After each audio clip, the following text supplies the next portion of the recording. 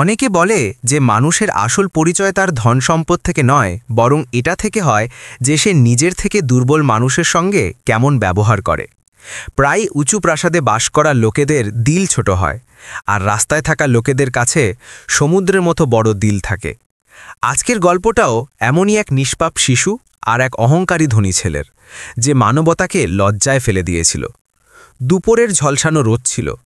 মুম্বাইয়ের সবচেয়ে আলিশান the royal empire হোটেলের বাইরে 10 বছরের সূর্য আম্মা তার ছোট্ট বুট পলিশের বাক্স নিয়ে বসেছিল।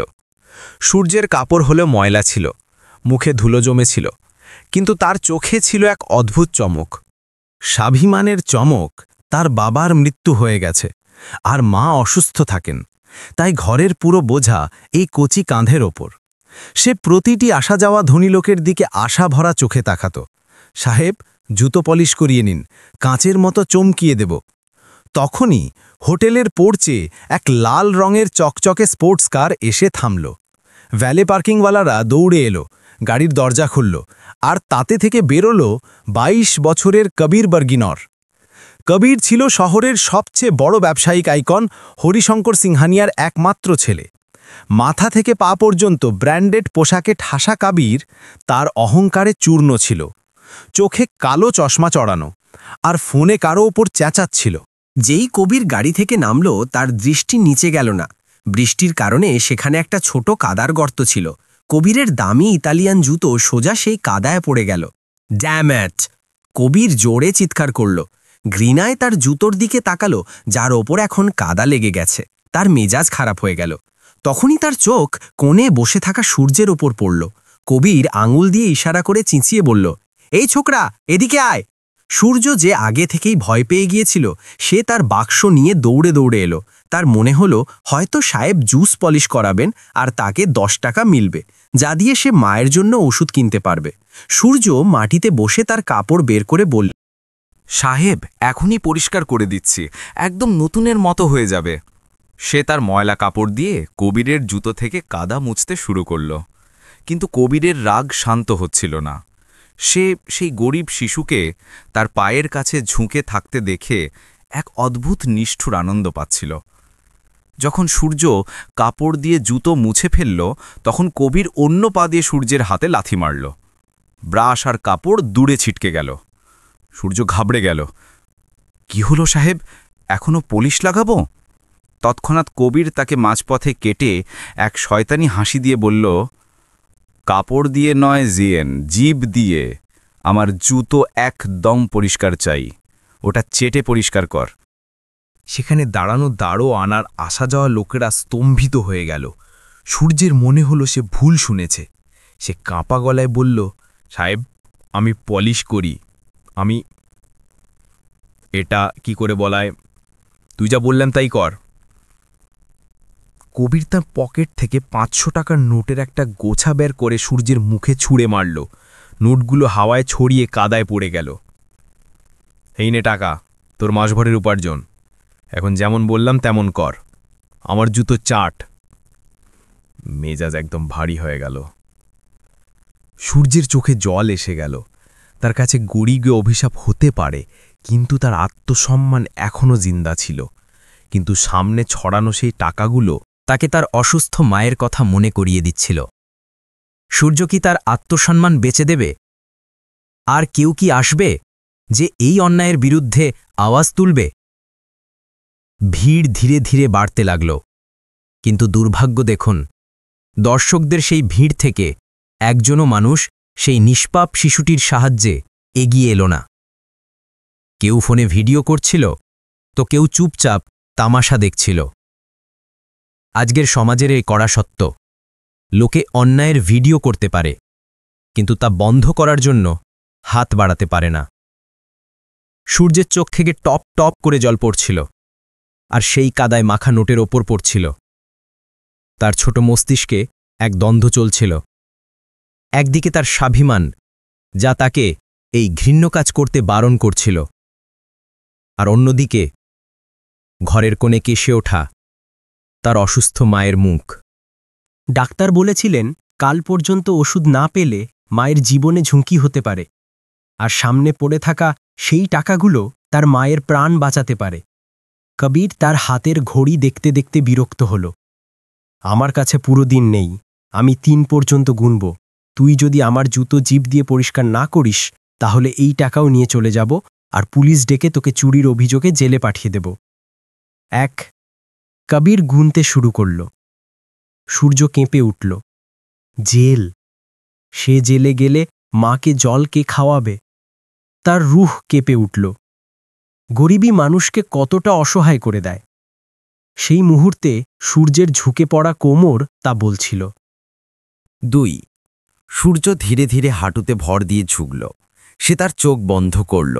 তার গালে জলের রেখা পড়ে গিয়েছিল। সে ভাবল, মায়ের জন্য, শুধু মায়ের জন্য আমি এই বিশ্ব পান করব। সে তার মুখ কবিরের কাদামাখা জুতোর কাছে নিয়ে গেল। ভিড়ের মধ্যে কিছু মহিলা তাদের মুখ ফিরিয়ে নিল। তারা এই দৃশ্য দেখতে পাচ্ছিল না। কবিরের মুখে এক নিষ্ঠুর বিজয়ের হাসি ছিল। তার মনে হচ্ছিল সে টাকার জোরে একটা মানুষের আত্মাকে কিনে নিয়েছে। ঠিক যখন সূর্য জিভ বের করতে যাচ্ছিল, ঠিক তখনই হঠাৎ এক কঠোর আর ভারী আওয়াজ গর্জে উঠল, থামো!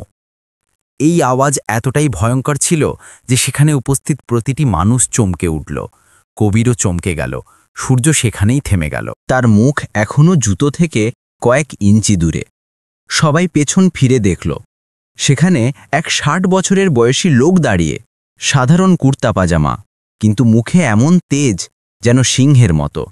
এ আর কেউ নয়, হরিশঙ্কর সিংহানিয়া, কবিরের বাবা আর এই শহরের সবচেয়ে প্রতিষ্ঠিত শিল্পপতি।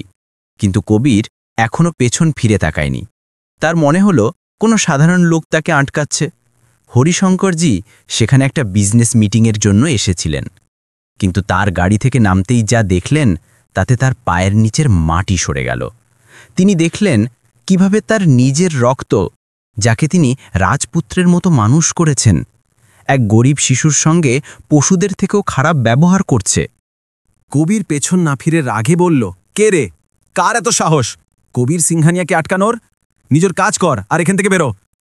হরিশঙ্করজির মুখে দুঃখ আর রাগ মিশে গিয়েছিল। তিনি ধীরে ধীরে হেঁটে কবিরের পেছনে এসে তার কাঁধে হাত রাখলেন।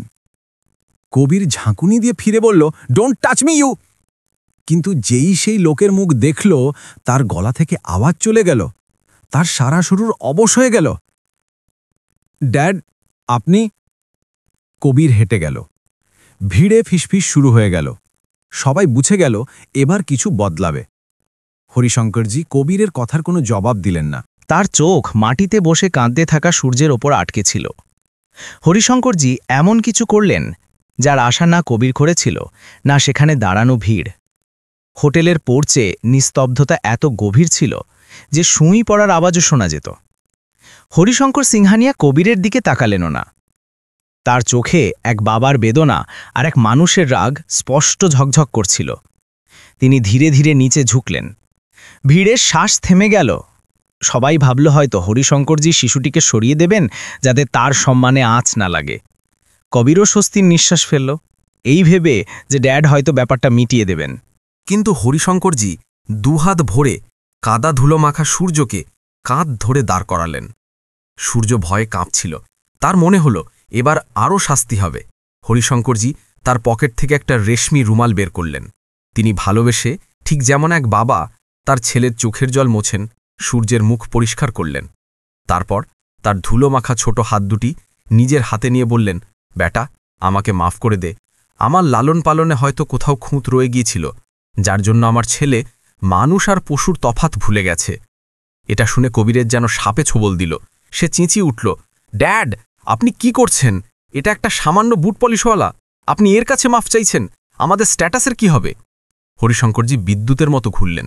তার চোখে আগুন জ্বলছিল। তিনি কবিরের দিকে আঙুল তুলে কঠিন গলায় বললেন, চুপ! একটা কথাও নয় কবির। স্ট্যাটাসের কথা বলছো তুমি? যে স্ট্যাটাস আমি নিজের পরিশ্রম আর সততা দিয়ে গড়েছি, নাকি সেই ফাঁকা অহংকার যেটা তোমাকে বিনামূল্যে উইল করে মিলেছে? হরিশঙ্করজি মাটিতে ছড়ানো কাদামাখা নোটের দিকে ইঙ্গিত করে বললেন, তুমি তোমার ধনের উষ্ণতা দেখিয়ে এই শিশুর অসহায়ত্ব কেনিসনি। হরিশঙ্করজি মাটি থেকে সেই টাকা তুলে ঝেড়ে সম্মানের সঙ্গে সূর্যের হাতে দিয়ে আরও কিছু নোট পকেট থেকে বের করে দিলেন। এটা খয়রাত ভেবহাবটা, এটা তোমার ধৈর্য আর স্বাভিমানের পুরস্কার। তারপর হরিশঙ্করজি যা বললেন তাতে কবিরের পায়ের নিচ থেকে মাটি সরে গেল। তিনি কবিরের চোখে চোখ রেখে বললেন, কবির, তোমার মনে হয় জুতো নোংরা হলে তা জিভ দিয়ে পরিষ্কার করানোই শক্তি? আজ আমি তোমাকে শেখাবো আসল শক্তি আর আসল প্রায়শ্চিত্ত কাকে বলে। হরিশঙ্করজি সূর্যের সেই ছোট কাঠের বুট পলিশের বাক্সটা, যার ওপর গ্রাহক পা রাখে, নিজের দিকে টেনে নিলেন। কবির ঘাবড়ে গেল। ড্যাড, আপনি কি করতে চলেছেন? হরিশঙ্করজি তার দামি কোটের বোতাম খুলে কোনো দ্বিধা ছাড়াই সেই বুট পলিশের বাক্সের সামনে মাটিতে বসে পড়লেন। একজন কোটিপতি, যার নাম শুনলেই শেয়ার মার্কেট কেঁপে ওঠে, আজ এক বুট পলিশওয়ালার জায়গায় বসে গেলেন। তিনি কবিরের দিকে ইশারা করে এমন কথা বললেন যা সেখানে দাঁড়ানো প্রতিটি মানুষের কলিজা মুখে এনে দিল। কবির, তোমার পা এগিয়ে দাও। আজ তোমার জুতো আমি পরিষ্কার করব। কবিরের পায়ের নিচ থেকে মাটি সরে গিয়েছিল।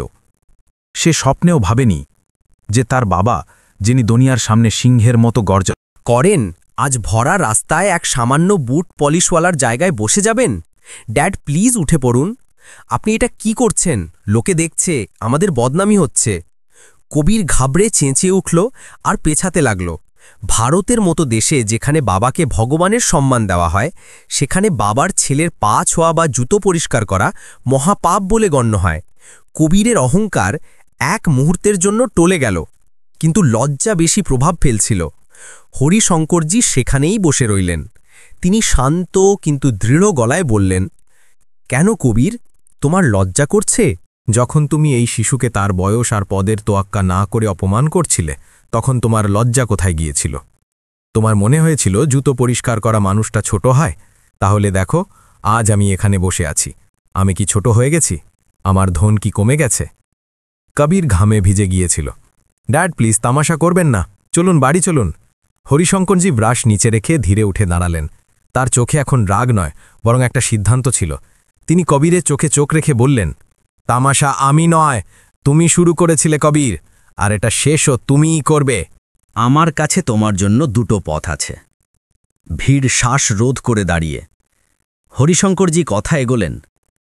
প্রথম পথ, তুমি এই স্পোর্টস কারে চড়ে তোমার আয়েশের দুনিয়ায় ফিরে যাও আর আজকের পর থেকে ভুলে যাও যে হরিশঙ্কর সিংহানিয়া তোমার বাবা। আমার সম্পত্তি, আমার নাম, আমার টাকা আজ থেকেই তোমার থেকে কেড়ে নেওয়া হবে। তুমি রাস্তায় চলে আসবে ঠিক এই শিশুর মতো। এটা শুনে কবিরের হুঁশ উড়ে গেল। সম্পত্তি ছাড়া সে শূন্য। আর দ্বিতীয় পথ, হরিশঙ্করজি সূর্যের দিকে ইশারা করলেন, যে এখনও ভয়ে দাঁড়িয়ে আর কি হচ্ছে বুঝতে পারছে না। সূর্যের পায়ে ছেঁড়া হাওয়ায় চটি ছিল, যার ওপর ধুলোর পুরু আস্তরণ। দ্বিতীয় পথ এই যে, তুমি এখনই এখানে বসবে, যেখানে এই শিশু বসে, আর তুমি তোমার রেশমি রুমাল দিয়ে এই শিশুর ছেঁড়া চটি পরিষ্কার করবে, আর শুধু পরিষ্কার নয়, হাত জোড় করে এর কাছে মাফ চাইবে। কবিরের মনে হল কেউ তাকে জোরে চড় মেরেছে। কি ড্যাড, আপনার হুঁশ আছে? আমি কবির সিংহানিয়া এই দুঃখী রাস্তার ছাপ ছেলের চটি পরিষ্কার করব? হরিশঙ্করজি কঠিন গলায় বললেন, এই রাস্তার ছাপ ছেলে নিজের পরিশ্রমের রুটি খায়, আর তুমি বাবার উপার্জনের পরজীবী। এর আসল মর্যাদা তোমার চেয়ে অনেক বেশি।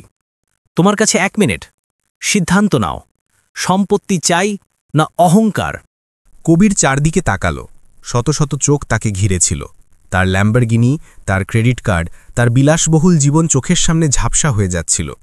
সে জানত তার বাবা কথার পাক্কা, যদি বলেন তবে তাকে বঞ্চিত করবেনই। কবিরের অহংকার ভাঙতে শুরু করেছিল, কিন্তু তার রাগ এখনও বাকি ছিল। ভারী মন আর কাঁপা পায়ে সে ধীরে ধীরে সেই বুট পলিশের বাক্সের দিকে এগোলো। তার মনে হচ্ছিল যেন কাঁটার ওপর দিয়ে হাঁটছে। সূর্য ঘাবড়ে গেল। না না বড় সাহেব, ছোট সাহেবকে বলবেন না, আমার পাপ লাগবে। সূর্য পেছিয়ে গেল। হরিশঙ্করজি সূর্যের মাথায় হাত রেখে স্নেহে আটকালেন। না বেটা, একে থেমিও না। এটা এর পাপ নয়, এর প্রায়শ্চিত্ত। আজ যদি এ ঝুঁকে না পড়ে, তবে জীবনে কখনো মানুষ হতে পারবে না। কবির তার হাঁটু ভাঁজল।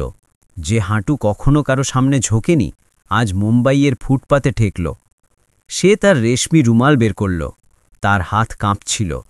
সামনে সূর্যের ধুলোমাখা ছেঁড়া রাবারের চটি। যেই কবির সূর্যের চটিতে তার রুমাল রাখল, তাকে এমন এক অনুভূতি হল যা সে আগে কখনো পায়নি। কবির যেই সেই স্পর্শ করল, তার ভেতর এক অদ্ভুত নীরবতা নেমে এলো। এতক্ষণ যে রাগ আর অপমান তাকে জ্বালাচ্ছিল, তা ধীরে ধীরে ঠান্ডা পড়তে লাগল। সে মনোযোগ দিয়ে দেখল, চটিটা জায়গায় জায়গায় ঘষা, ফিতে ছিঁড়ে গেছে। যেটা বুদ্ধি করে একটা মরচে পড়া সেফটি পিন দিয়ে জোড়া হয়েছে। কবিরের চোখ যখন সূর্যের পায়ে গেল, তার হৃদয় দুলে উঠল। 10 বছর বয়সী শিশুটির পায়ের হাড় বেরিয়ে এসেছে, তাতে হালকা রক্ত পড়ছে। হয়তো পোড়া রোদে খালি পায়ে বা ছেঁড়া চটিতে মাইলের পর মাইল হাঁটার ফল। সেই এক মুহূর্তে কবির নিজের অস্তিত্বে ঘৃণা অনুভব করল। সে ভাবছিল, আমার 500 টাকার জুতো একটু কাদা লাগলেই মনে হলো আকাশ ভেঙে পড়ল। আর এই শিশু ছেঁড়া চটিতে জখম পায়ে সারা দিন পরিশ্রম করে শুধু মায়ের ওষুধের জন্য। ধনের নেশা উবে গিয়েছিল। এখন সেখানে শুধু একজন মানুষ রয়ে গেল যে তার ভুল বুঝতে পেরেছে। কবির প্রাণপণে সেই চটি পরিষ্কার করল। তার দামি রুমাল এখন কালো হয়ে গেছে, কিন্তু কবিরের মনের ময়লা ধুয়ে যাচ্ছিল। সে ধীরে চটি সূর্যের পায়ের কাছে রাখল। সূর্য এখনও পাথরের মূর্তির মতো দাঁড়িয়ে, তার চোখ থেকে জল থামছিল না। সে স্বপ্নেও ভাবেনি যে বড় গাড়ির লোকেরা তার সামনে ঝুঁকবে। কবির সেখানেই হাঁটুতে ভর দিয়ে বসে রইল। সে ধীরে মাথা তুলল আর সূর্যের চোখে তাকাল। এবার কবিরের চোখে সেই কালো চশমা ছিল না, আর অহংকারও নয়, সেখানে শুধু জল ছিল। সে 2 হাত জোর করে, গলা ভারী ছিল, গলার ঊর্ধ্ব ছিল, আমাকে মাফ করে দে ছোট ভাই। কবির বলল, এই মাফ। সে তার বাবার ভয়ে নয়, বরং তার আত্মার আওয়াজে চেয়েছিল। আমি তোর কাপড় দেখেছি, কিন্তু তোর পরিশ্রম দেখিনি। আমি ধনী হয়েও খুব গরিব বেরিয়েছি, আর তুই গরিব হয়েও আমার চেয়ে অনেক বড়। ভিড়ে দাঁড়ানো অনেকের চোখ ভিজে গেল। যে ছেলেকে তারা কিছুক্ষণ আগে রাক্ষস ভেবেছিল, তাকে মানুষ হয়ে উঠতে দেখে সবার হৃদয় ভরে গেল। হরিশঙ্করজি, যিনি পাথরের মূর্তির মতো দাঁড়িয়েছিলেন, তার মুখের রেখা এখন নরম হয়ে গেছে। তিনি এগিয়ে এসে কবিরের কাঁধে হাত রাখলেন। ওঠো কবির, তিনি ধীর কিন্তু স্নেহপূর্ণ গলায় বললেন। যখন তুমি অহংকারে দাঁড়িয়েছিলে, তখন খুব ছোট লাগছিলে, কিন্তু আজ যখন তুমি ভুল স্বীকার করতে ঝুঁকেছ, তখন তোমার কদ আমার চোখে অনেক উঁচু হয়ে গেছে। আজ তুমি শুধু তার জুতো পরিষ্কার করনি, তুমি তোমার সংস্কার পরিষ্কার করেছ। সূর্য কবিরের হাত ধরে ফেলল আর কেঁদে উঠে বলল, না সাহেব, আপনি মাপ চাইবেন না। আমরা গরিব মানুষ সাহেব, আমাদের সম্মানের অভ্যেস নেই। আপনি এতটা করে দিয়েছেন, এই অনেক। মেজাজ পুরোপুরি বদলে গিয়েছিল। কটুতার জায়গায় এখন করুণা এসে গেছে। কিন্তু গল্প এখনও শেষ হয়নি। হরিশঙ্কর সিংহানিয়া শুধু শিক্ষা দেওয়া লোক নন, তিনি ভাগ্য বদলানো লোক। তিনি সূর্যের দিকে তাকিয়ে এমন এক সিদ্ধান্ত নিলেন যা শুধু সূর্যের নয়, কবিরের জীবনও চিরকালের জন্য বদলে দেবে। হরিশঙ্করজি সূর্যকে জিজ্ঞেস করলেন, বেটা তুমি বুট পলিশ কেন করো, স্কুলে যাও না? আর সূর্যের জবাবে সেখানে এক নতুন শুরুর ভিত্তি পড়ে গেল। সূর্য তার ময়লা শার্টের হাতা দিয়ে নাক মুছে ফুপিয়ে উত্তর দিল, সাহেব স্কুলে যাওয়ার মন তো খুব করে। যখন অন্য বাচ্চাদের ব্যাগ ঝুলিয়ে যেতে দেখি, তখন কলিজা মুখে চলে আসে। কিন্তু বাবার চলে যাওয়ার পর মায়ের চিকিৎসা আর ঘরের রেশনের দায়িত্ব আমার ওপর এসে গেছে। আমি যদি স্কুলে যাই, তাহলে সন্ধ্যাবেলা ঘরে চুলো জ্বলবে না, আর মায়ের ওষুধ আসবে না। সে এক কঠিন সত্য বলে ফেলল।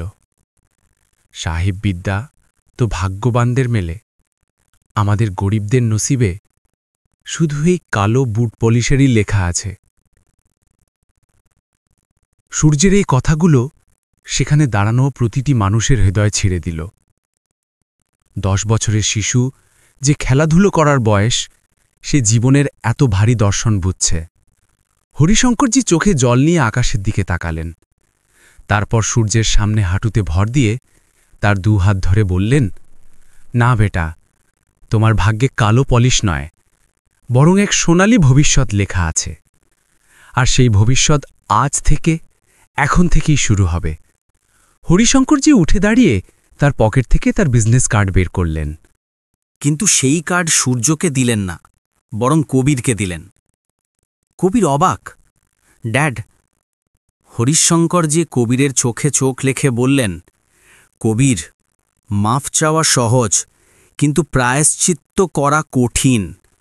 আজ তুমি এই শিশুর অপমান করেছ, তাই এর দায়িত্ব তোমাকেই নিতে হবে। আজ থেকে সূর্যের পড়াশোনা, এর মায়ের চিকিৎসা আর এদের ঘরের পুরো খরচ এসব আমার কোম্পানি নয়, বরং তুমি বহন করবে। তোমার পকেট মানি থেকে নয়, তোমার নিজের পরিশ্রমের উপার্জন থেকে। কবির বাবার কথা গম্ভীরভাবে শুনল। তার মুখে এখন এক নতুন সংকল্প ছিল। সে কার্ড মুঠোয় চেপে ধরে বলল, আমি ওয়াদা করছি ড্যাড, আজ থেকে সূর্য আমার ছোট ভাই, এর মা আমার মায়ের মতো। আমি এদের কখনো কষ্ট পেতে দেব না। কবির সূর্যের দিকে ঘুরল। সে সূর্যের বুট পলিশের বাক্স তুলে নিল। সূর্য ঘাবড়ে গেল। সাহেব, এটা কি করছেন? এটা আমার রুজি রুটি। কবির হাসতে হাসতে, যে হাসি এখন সত্যিকারের আর নিষ্পাপ হাসি, বলল, এখন তোমার এর দরকার হবে না সূর্য। কাল সকাল 8টায় আমি তোমার বাড়ি যাব, আর আমরা বুট পলিশ করতে নয়, স্কুলে ভর্তি হতে যাব। আর রুজি রুটির কথা বলছ? যতদিন তুমি আইএএস লিখে অফিসার না হচ্ছ, ততদিন তোমার বড় ভাই কবির তো আছেই। সূর্যের বিশ্বাস হচ্ছিল না। এ কি সেই লোক যে কিছুক্ষণ আগে তাকে জুতো চাটতে বলেছিল? মানবতার এই সৌন্দর্য, এক মুহূর্তের অনুতাপ শয়তানকেও ফেরেশতা বানাতে পারে। হরিশঙ্করজি ভিড়ের দিকে হাত জোড় করে বললেন, আপনারা সবাই আজ আমার ছেলের বেয়াদবি দেখেছেন, তার জন্য আমি ক্ষমা প্রার্থী।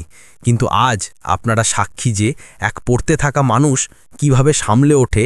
দয়া করে আপনাদের আশেপাশে যখনই কোনো অভাবীকে দেখবেন, তাকে ঘৃণা নয়, সহানুভূতির চোখে দেখবেন, কারণ সময় বদলাতে দেরি লাগে না। সূর্য তার জিনিস গুছিয়ে নিল, কিন্তু আজ তার কাঁধে বোঝা ছিল না।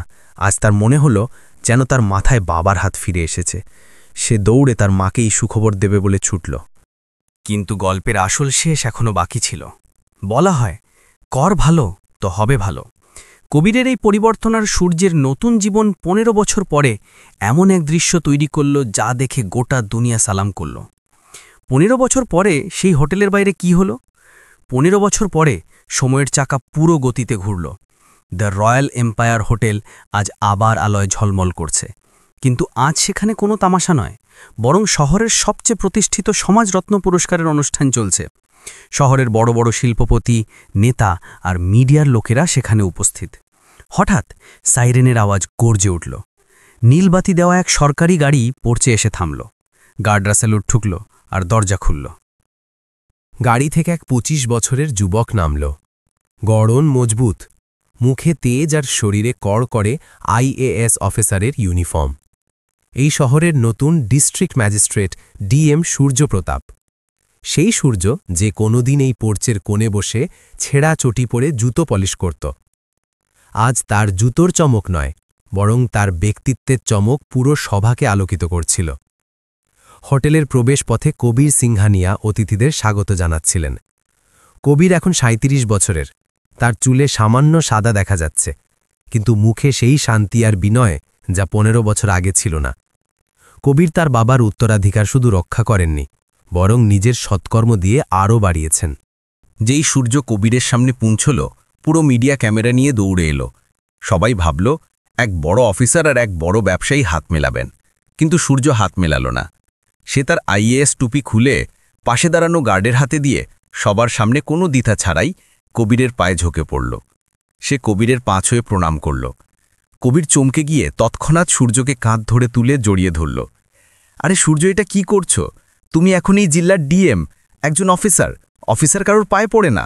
সূর্যের চোখে জল ছিল, কিন্তু ঠোঁটে হাসি। সে বলল, ভাইয়া, দুনিয়ার কাছে আমি ডিএম হব, কিন্তু আপনার কাছে আমি আজও সেই সূর্য।